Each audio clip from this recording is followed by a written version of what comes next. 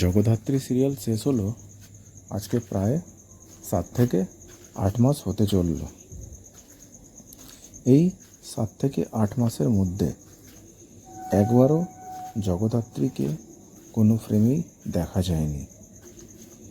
আর দর্শকদের কমেন্টস তো ভরে ভরে আসছে, জগদ্ধাত্রী কী করছে, জগদ্ধাত্রী নতুন কী শুরু করছে, জগদ্ধাত্রী কি আবার জি বাংলা চ্যানেলেই আসবে, নাকি জগদ্ধাত্রী আবার স্টার জলসায় সিরিয়াল করবে, আবার কি 7টার সময় নতুন সিরিয়াল কোনো কিছু করছে জগদ্ধাত্রী, নাকি আর কি করছে, এইসব বিভিন্ন প্রশ্ন।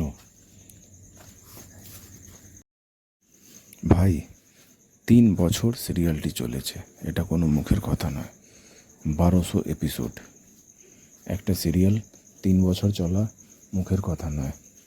তাই দর্শকরাও ভরে ভরে ভালোবাসা দিচ্ছেন জগদ্ধাত্রীকে, মানে অঙ্কিতা মল্লিককে।